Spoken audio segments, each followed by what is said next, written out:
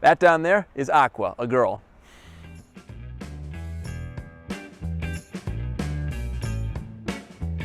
Ciao a tutti, benvenuti. Hello, and welcome to David's Dose of Italy. And today we're talking about 8 words that we say not exactly correctly. Oh yes, I thought I would try and make this channel look a little more Italian, so hence the Super Mario look. If you enjoyed today's video, make sure you hit the like button. Cominciamo. Alright, so the first one on our list is speaking Spanish. Many times throughout the years, I've seen American tourists come here, and in an effort to communicate, they try speaking Spanish, which is not exactly a bad idea. However, there are plenty of words which are not the same between between Italian and Spanish. For example, if you want to say more in Italian, this word is più, whereas in Spanish this is más. So no, there's no similarity whatsoever. Another one is to have breakfast. In Spanish, I believe they say desayunar, whereas in Italian we say fare colazione. So again, no similarities. Another difference is the verb to have, which between Italian and Spanish it changes significantly, more or less. If you say io tengo, okay, the Italians are probably going to understand that, but again, it's very different from the Italian io ho. You can try your luck speaking Spanish here, but I can tell you from personal experience that the Italians, they really appreciate it when you make an attempt to speak their language. This next one is a bit of a mystery to me, and this is what happens when the Americans try to say grazie, thank you in Italian. It ends up being grazie. Yeah, so what happens is they end up leaving off the final letter, the E. I mean, it's not a huge blunder, you know, if you say this to an Italian, you know, they're not going to correct you. They understand what you're saying, really. But still, it's just not quite correct.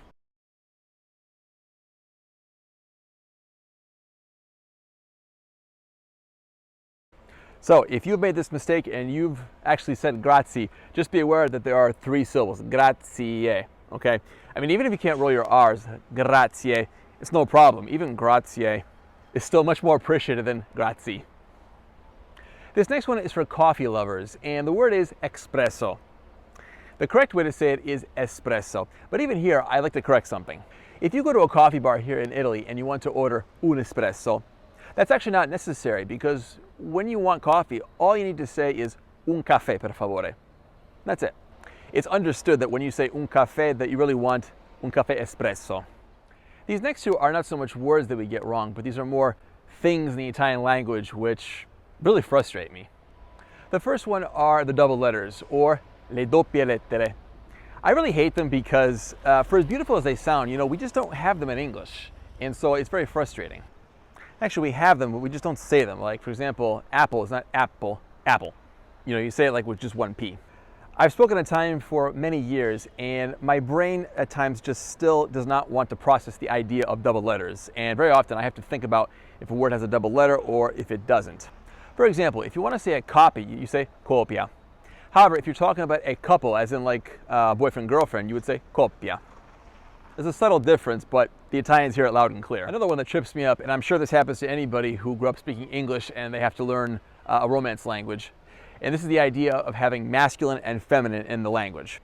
Yeah, after all these years of speaking Italian, after all these years of living in Italy, my brain still has difficulty in accepting the fact that an object can have gender. I can't explain it, you know. For example, that's a boy, albero. That down there is aqua, a girl.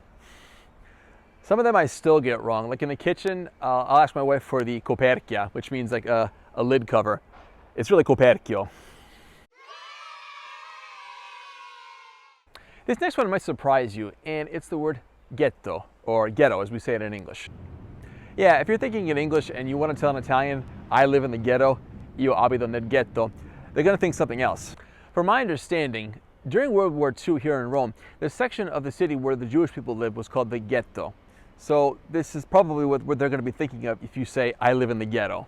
If, however, you really do live in the ghetto and you want to convey this to an Italian, then you would say casa popolare, which loses something in the translation, especially if you translate it literally word for word, popular houses, you know, but that's a whole other issue. Oh, just to be fair, I'm not saying that only the Americans are the only English speakers that get these words wrong, but I'm American, and this is the English that I'm used to, so this is the comparison that I've chosen to make. This next one drives me nuts, and not to the point where I fault the Americans for saying it incorrectly, but it makes me have one of those Robert Downey Jr. meme moments where you roll your eyes and you think, oh God. But anyway, the word is bruschetta, and the correct pronunciation is bruschetta. This one is similar to the grazie situation. You know, if you really can't roll your R's, it's not a problem. The Italians will understand what you want to say. But if you want to impress them, try saying bruschetta, or at least don't say shetta, say bruschetta, bruschetta.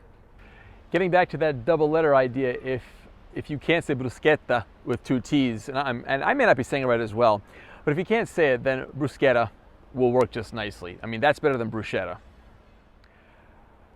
I've saved the most interesting one for last, and I have absolutely no idea why there's such a huge difference between the Italian meaning and the American meaning. Now, the word itself doesn't change, or even the pronunciation, but I'll just say it. The word is bimbo, or as an American would say it, bimbo. For the record, un bimbo in Italian refers to a baby boy, or just a little boy. Whereas in English, a bimbo, I believe, refers to a blonde, provocative, and kind of sleazy woman, if I remember correctly. In any event, I'm very sure that in English, bimbo is used not in a nice way to describe a woman. All right, so that's going to do it for today's video. I really hope you liked today's content, and if you did, make sure you give me a like. This helps out Mr. YouTube. And also, I hope this video kind of helped to distract from what's going on in the world today, because I think we all need that. Are you, by any chance, guilty of making any of these errors? Leave me a comment below. I'd be very curious to find out. Also, if you haven't already, make sure you subscribe to my channel. I give practical tips for vacationing here in Italy, Italian culture, and I also just make videos for anybody who has a passion for Italy and Italian culture. Grazie mille per l'attenzione. Ci vediamo alla prossima. Thank you very much for watching. I'll see you next time.